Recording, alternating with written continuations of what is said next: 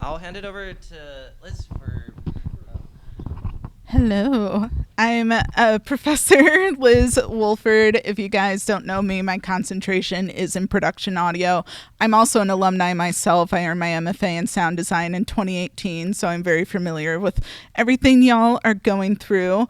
So, how many of you have done production audio before? Yeah, a handful. My class is currently in here.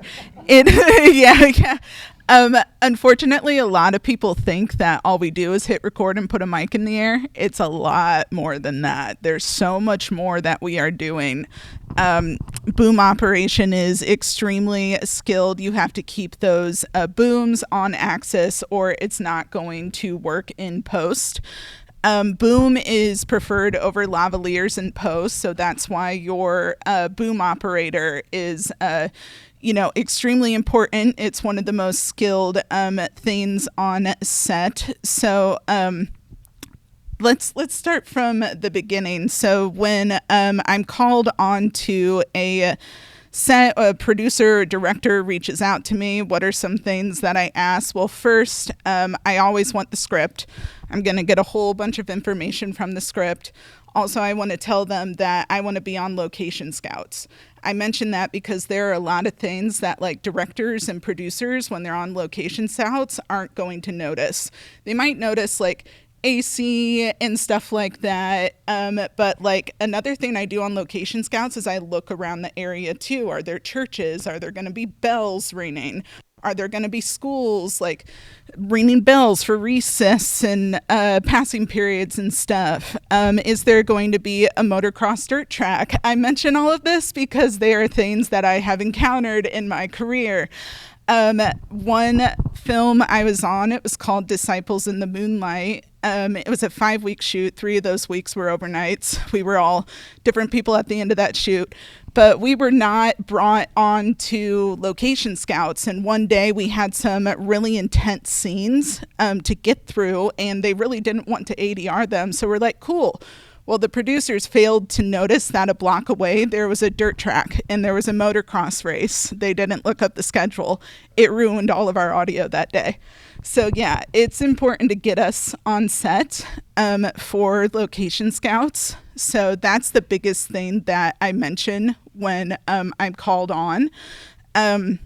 So after location scouting and all that, what we typically do is I ask like what equipment they need. We also, figure out how many actors, what microphones they want, looking at the script, exactly what they need all recorded, because I'm not just looking for dialogue. I'm also seeing are there other elements that they need in post, like sound effects and stuff like that. What else? Yeah, so getting us involved as early as possible is key because there is a lot of stuff that people don't realize before we get on set. So it's like, why hire production audio? I'm typically earning about $1,500 a day when I'm on set. Why spend that much and then end up not getting a usable product? Actors, a lot of actors don't enjoy doing ADR. Some of them, some of them really aren't that great at it either. You never know. It all depends on the actor. But also, I say this because actors do take note of their production audio teams. I have an actor that I've worked with numerous times out of the Midwest. Her name's Leanne Johnson. She started telling producers and directors, if you cast me, hire Liz to do the production audio because I do way less ADR with her than any other mixer in the area. So yeah, that's a huge compliment for someone like me. And also, if you are replacing production audio with ADR and all that stuff, you have to consider it does take a lot of time and money. You're not just bringing in your actors and hiring everyone for the ADR process. You also have to bring in editors to replace every single sound underneath it. You have to have re-recording mixers with really skilled ears to make it sound exactly like it did on set. So yeah, get us involved as early as possible. because we prevent a lot of issues in post. So that's my mini rundown. Hi, I work in post, and I want to say that that's everything Liz said is Professor Wolford said is so important. I've done a lot of different things. Mainly, you can say Foley mixer, Foley supervising editor, and re-recording mixer for television, long and short form. And talking about production audio, I've done a lot of mixes, documentary mixes, and that's when you're getting sound that either was, hey, it's a reality show, or it's news and they don't have good sound, or all they have is the camera mic, and it's across the room, and the producer says, "Can you turn up that doctor across the room? They're saying something important," and there's like someone screaming and like things exploding in front. And I'm like, I can't. And so it's important to make sure you put a mic somewhere, if you can, and also watch your meters, because in that sometimes people hire a cheaper crew, and whoever it is doesn't have the experience or doesn't know, and if they're not wearing headphones and watching their meters, yeah, they're recording it, but it's really awful. So when it comes to us in post, we're like, oh God, what do I have to do to save this? And we do everything we can, and we have some tricks, but some things can't be saved. So it's definitely like the most important thing is to start with that. And then as far as post goes, you start with us in your pre-production as well. I worked on a film once. I read the script, and the director, writer, producer, well, he did all that, said, yeah, can you come? I don't know, we're doing this bar scene and we're having this dramatic thing with a little dialogue. It's a big crowd. It's a rock band. What do you think we should do? And we figured it out together.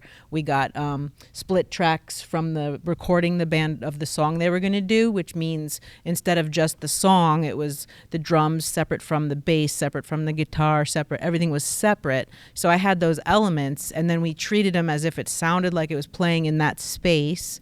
And what happened was, action happened and caused things to get unplugged. Somebody unplugged something. So we had to make that happen in post, but they had to perform it like they're playing live in a club. So everybody was quiet, extras on set pretending to be talking, and the location recordist is getting great dialogue from the actors. They go up, they unplug the thing.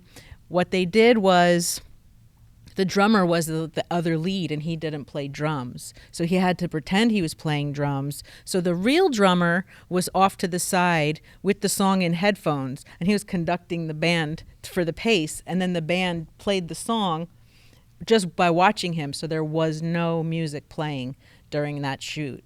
And then when I got it in post, I was like, I can work with this. And then we made it work. And we got to do the sound design, and the sound of bzz, bzz, unplugging and all that stuff is super fun for me. So I appreciate that. But it also made it possible, because if you had a band cranking up, there's no way you could record the main principal actor's conversation in a noisy bar. No way. Hi. So that's just some examples, and I'm not sure what else to say, but I've been doing this for several decades. New York mostly was it was New York, and I don't know. I just so bad at talking about myself.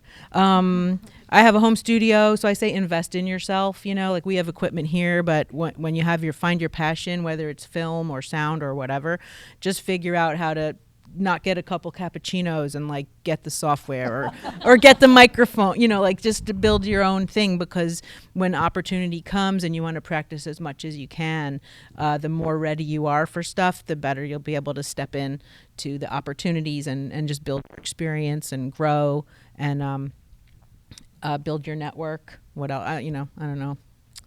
I mean, I could talk to you for like the whole day. So is there any questions? Should I pass it on? I'm from New Jersey. Hi, I'm Rick Hinton. Well, I was primarily a sound effects editor, which is probably less relevant here, but a supervising sound editor for a significant amount of my career. And I'm going to say what everyone says, get us involved at the beginning, because we'll do things like tell you, get a line script. I do not know why not everyone's doing a line script, and why the picture editors are not also demanding it.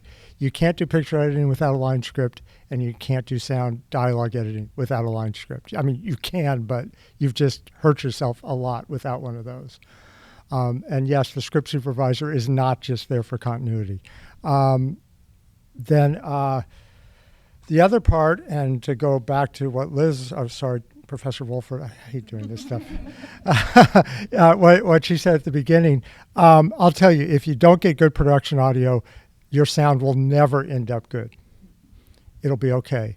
But you'll end up with us trying to save the production audio because the actors can't do the ADR very well. So we're trying to save that, which is going to end up with a bunch of noise in there if it wasn't recorded right, which then when you're saying, well, I want to get this really cool sound effect, it's like, yeah, well, it's going to be under a bunch of noise. So the point is, from the beginning, if you get clean dialogue and it's all nice and clean, then all the creativity of the sound can come out. And I want to tell you one thing that is absolutely true about student films. The big clue that you're watching a student film is the sound, because they probably didn't let someone record it properly at the beginning, and then they gave them, oh, yes, we're going to turn it over in week 9, and we have a showcase screening in 4 days. Recognize that this is a huge part of your final film, and give it the kind of time that it needs to do good sound on it. So if you get good recordings and give them, our students are amazing. You give them 2 or 3 weeks even, they'll start to give you something really beautiful. Let them work on it the whole quarter, like even giving them rough cuts and letting them work on it the whole quarter, and they'll give you amazing sound. It's all about time and opportunity and it's time on the set too, because that's always what ends up killing the production audio is they're like, okay, we got to get this shot. Oh, sound. Yeah. Well, no, we'll fix it in post. If you ever say someone says fix it in post, punch them in the face. Because no, you can't do it. So you can make it better, but no, you can't fix it. So, yeah, that's everything. Let's go to questions or whatever. I'll pass it over to our students. Just give me some of your experience. Well, hello. For people who don't know me, I'm Angie Haverstrom.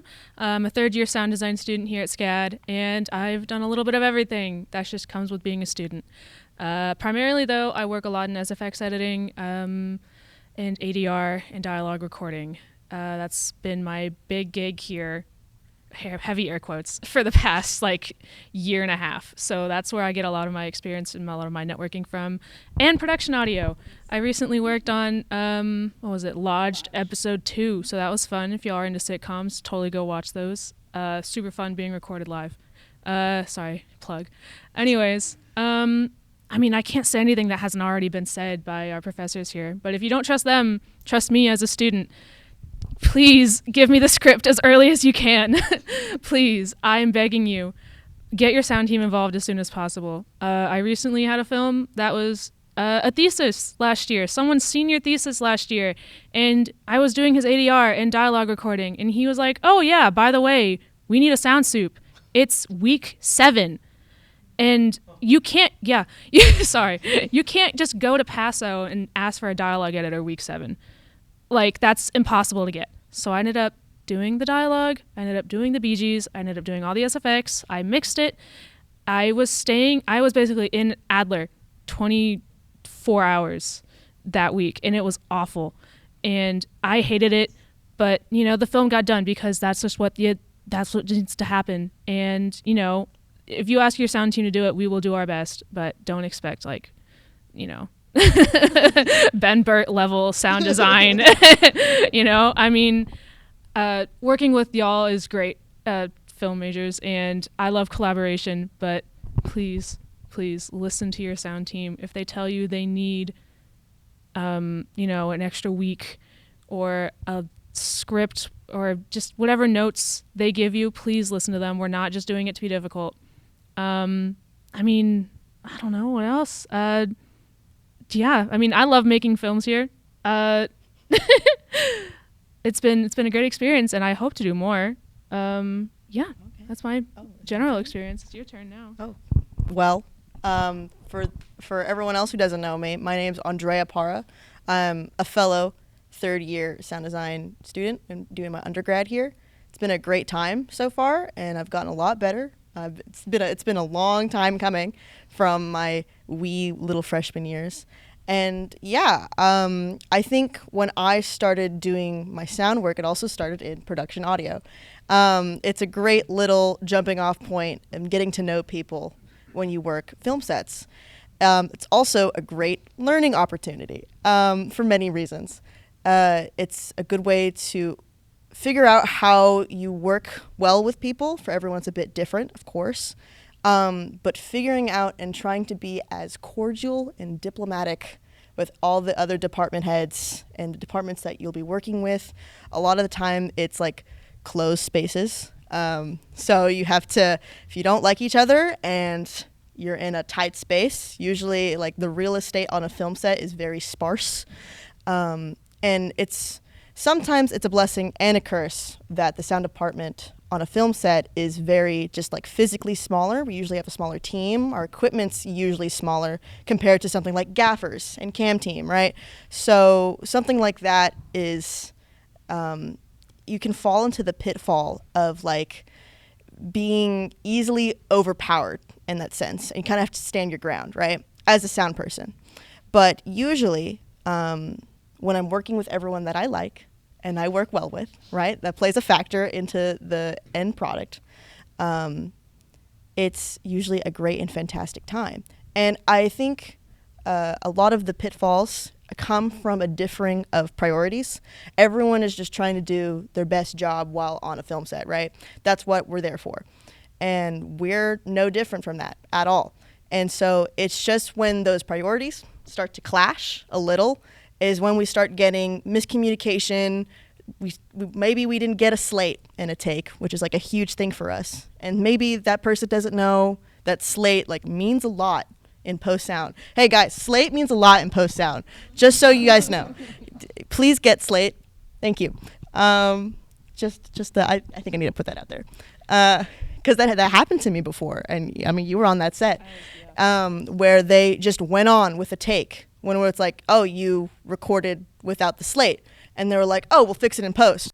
I will tell you that because last spring, there's just to give you the general numbers between animation, visual effects, all the productions, directing the narratives, everything else that's going on during the spring, there's approximately 600 films being finished in the spring. There are 250 sound students. And that includes the freshman level ones who you don't want to have your supervisor. So every spring since I've been here, week one, I get a few requests. Do you have anyone? And I sometimes still do. Week two, I get requests. I need a supervisor. And I tell my supervising class, and they all laugh. Because, no, you're not getting a supervisor. Week two, spring, there is no one left. Week one is a bad idea. Right now is when you get them. Because right now, they still haven't got one. And so if you want to have a supervisor, now's when you need to be getting them. So I will go ahead and open the floor up to any questions. Did anybody want to, ask? Okay. So this isn't really a question, but I also had an additional, two things. For production, you always want to make sure that you make time for room tone. That's something that gets forgotten a lot, and so it's usually an afterthought. So that's another really important thing. I say gaffers in the light department as well is because on a film set, you're fighting real estate with them a lot of the time. They have a lot of more stuff than us. And so it can easily fall into a battle of room around the camera that's not in the frame, of course. So being friends with them, communicating with them, it can be like a more symbiotic relationship than you think. I sacrifice my sound blankets to them all the time. And in return, they give me a little C-stand for my boom op. So it's a nice little relationship I have going on with them. I always try to be friends with them because a lot of times there's going to be some point in the film set where it's like, oh, we need a light that would have been a prime spot to put my boom op in, right? And just keeping that in mind. And that's why the boom op being there for blocking in any choreo is so freaking important. So yeah, that's it. And if you want to talk about saving time on set, I mean, I've wasted so much time because we were trying to figure out, oh, my shadow is, me standing there is causing shadows, or my boom is causing shadows. And I mean, there's already so little time when shooting. We don't want to waste any trying to figure out a problem that could have been prevented, a week out. This is also not quite a question. It's more of an observation. And very often I found myself feeling as though I shouldn't make a comment because that's the director's decision. It's their job to notice that didn't really sound like a normal person saying that in this scene should have sounded. And we need to do one more take on that because otherwise it won't look natural in post. They'll just kind of be like robotic or just a little bit off. I don't know if that's my job to comment on that and see the scenes where I noticed small things, small details. It's not like room tone audio. It's just things that like the actors are doing that I think I noticed as a sound operator, someone whose job it is to just listen to actors, and that I should have commented on. I don't know if that's my role, but yeah. So the director, they're watching the performance and stuff, but if I notice something, I'm going to speak up because in post when we're editing and stuff, that could kill my reputation. You spend so much money fixing all these things in post. So I'm glad you mentioned that. So on set, usually sound isn't given the same respect as camera. Please give us the same respect as camera. If you want to say the actor's performance was robotic, I don't think that's your place. So something I want to mention. I tell all my students this: if you think there's an issue with the actor, you go to the director first. You go to the director first, then address the actor. So yeah, if there is an issue, I go to the director first and tell them, hey, there's an issue with the actor's performance or how they said something, and then they'll address it. So yeah. Hi, my name is Bria Welch. I'm an animation major, but I do understand the importance of sound design in all aspects of film. So since I'm kind of an animation major, kind of taking in, sound design in different, majors, I was wondering what is the team that is needed in relation from film to animation? Like, how could I apply this to my own perspective? It is, well, it's not exactly production audio, but there still is a similar step at the beginning. Otherwise, it's the same. In fact, Foley becomes more important because you've got no production audio, and sound design, supervisors, music, everything's the same. Even dialogue editing, you would think doesn't come up, but it comes up. So yeah, it is exactly the same crew. It's just slightly different work patterns, but you need all the same people. And again, get them early because it works the same way. What will happen, especially with animation, they can start creating sounds that then inspire your animation, and it goes this back and forth thing that's really cool with it, where the animation starts to hear you hear something really cool and you go, oh yeah, I could then do this, and it becomes this really interesting work back and forth, which is part of what I really always enjoyed in animation. And this is the Emmy Award winning sound editor for DuckTales and He-Man. I just had a question. Like if you're with today's technology that we have with like sound editing and stuff like that, how would you if you want to make let's say you want to make a movie that's set in like the 80s or something, and you kind of want to have like audio or like sound quality that like matches the style of like those 80s movies, how would that be accomplished pretty much?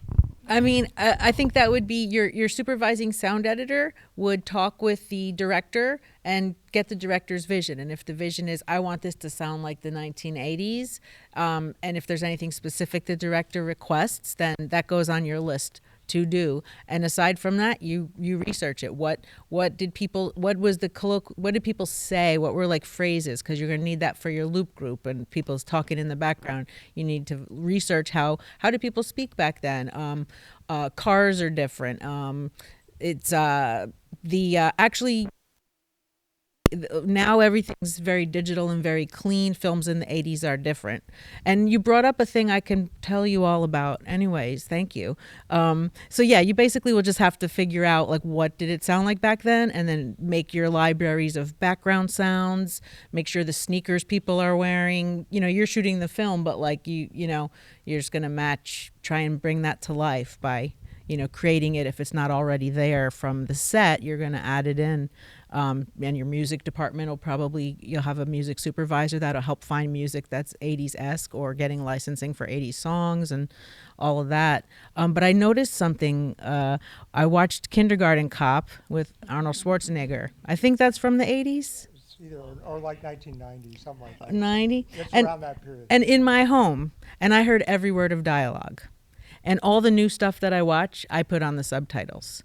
So I think their actors are different now.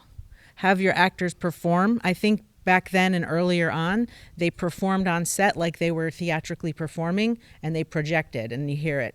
And nowadays, actors are like, they're just doing their thing, but they don't always have to project and whatnot. And we can mix it and fix little things we can, but I think it's a different type of performance. So not just us in post, but on set, maybe having them perform like actors in the 80s performed. You might have to get your young Gen Zs or whatever to like study how people spoke and acted in movies from the 80s, so you can also kind of nail that side of it, because the dialogue is what we work with.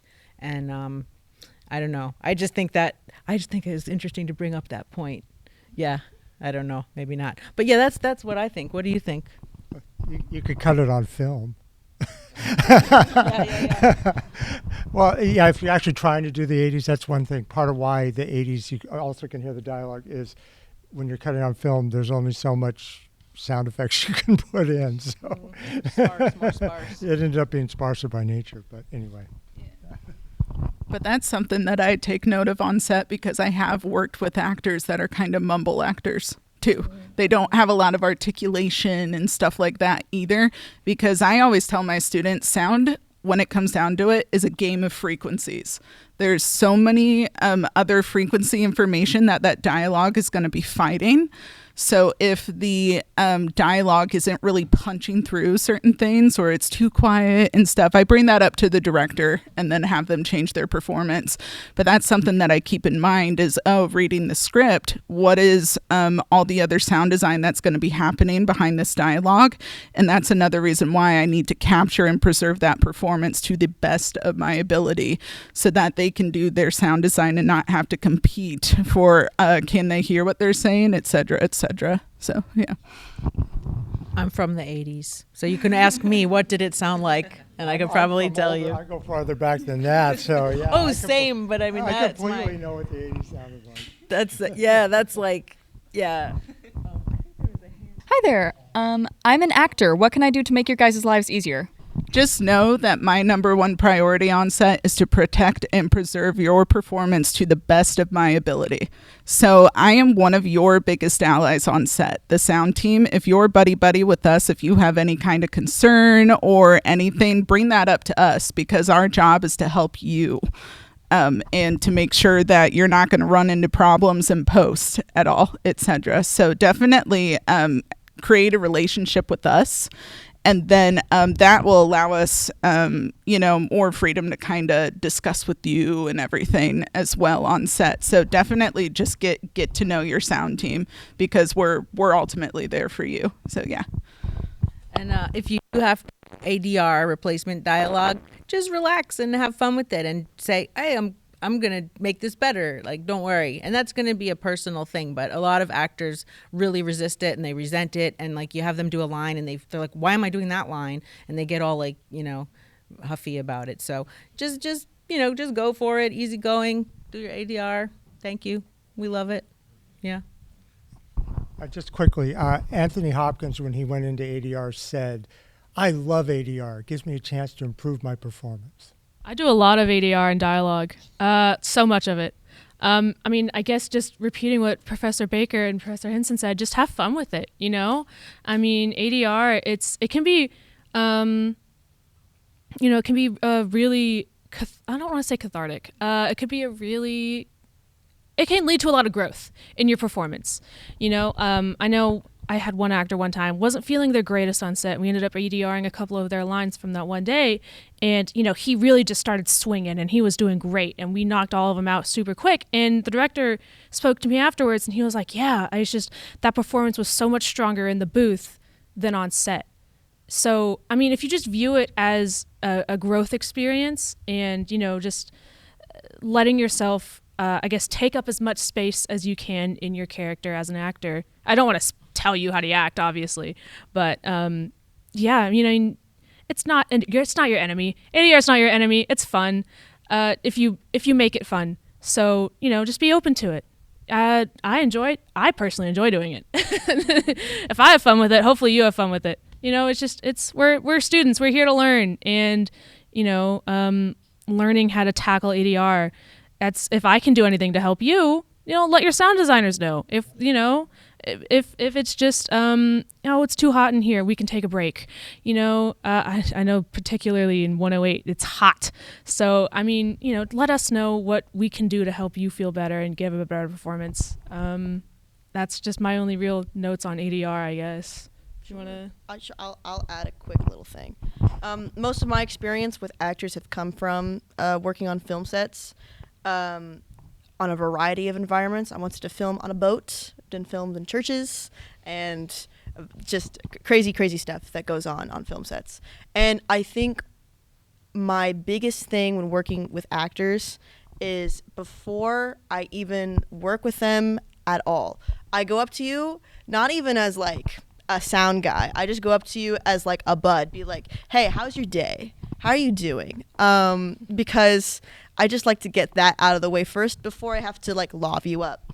Stuff like that, right? I think that's just a common little decency, because you're going to be the one that tells me, they're like, oh, hey, I feel my love kind of slipping a bit. And I might not be able to know that because I'm not you, right? You feel the love on your skin. I don't. I'm like on the other side of the boat mixing. So, and you're going to be the one that's going to be like, hey, something's wrong here, and then I can come over and tell me that. So there's that still kind of direct, because I can hear you right in my freaking headphones, right? a very direct line of communication between the two of us, and it's usually pretty fun. Like they like to say little jokes, being like, "Thank you," stuff like that. Did you hear that?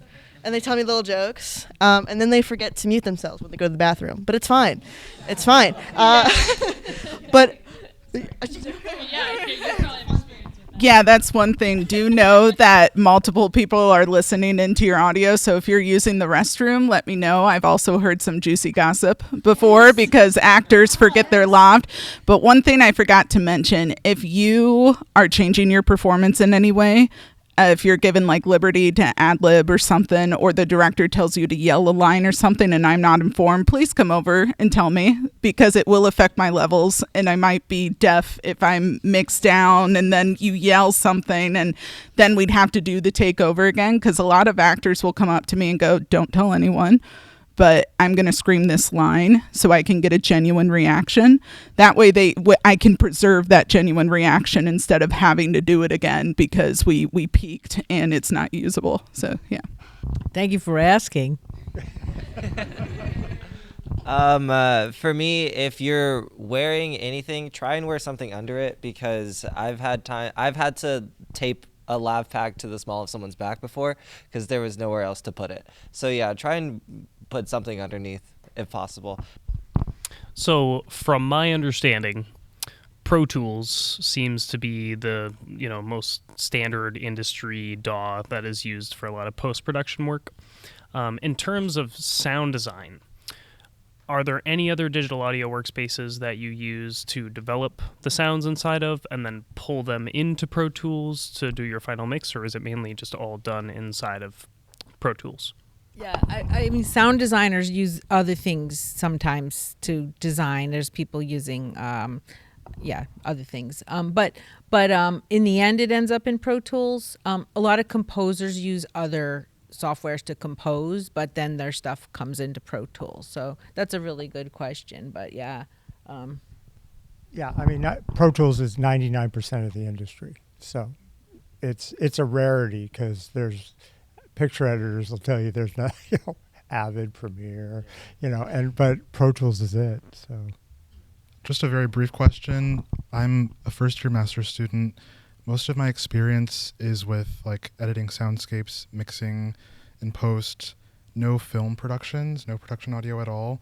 So like the idea of going on, like when the day comes of doing my first film production audio, it's a little bit intimidating. So what advice can you give to make the process easier? Is there a particular role that I should look at doing that would be the best for like an entry point? Like what would you have to say there? Yeah, great question. So how I broke out into the industry with production audio is as a boom operator. There's utility, boom operator, sound mixer. So the utility, they're doing all the like cable management. They help set up and break down equipment. Also, sometimes they could be the ones that are laving up actors. That's up to the mixer because, you know, lavaliers can cost up to $2,000-3,000. So I'd say utility or boom op is the best way to get on set because the utility is pretty much sounds PA in a way.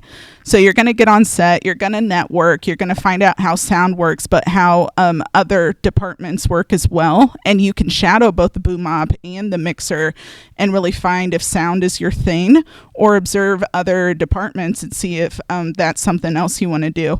But how I started really breaking out into the industry is I got a call from Tom Johnson during COVID. I was just taking anything I could because the industry was pretty much shut down at that time. And he's like, hey, I need you for a day because my boomy, their stamina, they couldn't keep up. They can't lift their arms anymore. So I got on set and he was so impressed with my boom operation skills that he kept hiring me. So I always tell my students the best way that like you can get into production audio is becoming a highly skilled boom operator, because mixers, once they find their boom operators, they stick to them because post is always going to use the boom. They prefer it over lav. And also as a mixer, you don't have to sit there and constantly coach your boom operators. So I'd say, you know, if you're able to find a utility position, start there. Really work on your boom operation skills, and that's really what's going to get you going in production audio. So yeah. Most of our student films, because we have, like Hinson said, 250 students. Have you guys encountered utility? Very rarely I need a utility on a student film here. Yeah. I can You can add to that. That's fine. I think no, and this goes back to the real estate thing. So ideally, you do have utility, boom op, mixer, minimum, but it's usually boom op, mixer, and oftentimes sound mixer and boom op are the same person.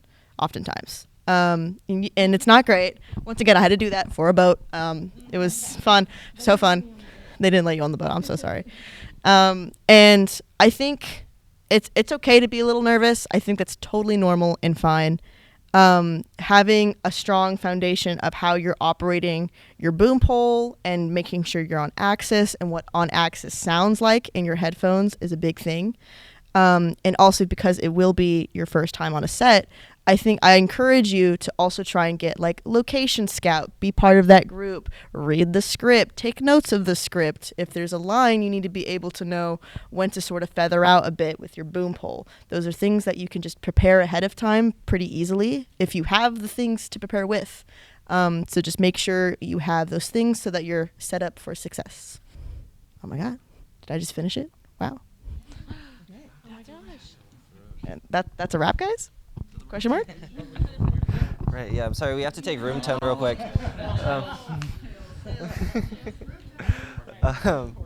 Oh my gosh, thank you guys so much for coming. This is so cool. This was the very first event of the production office. I'm so happy that it happened. Yeah, thank you so much for being my panelists. Yeah.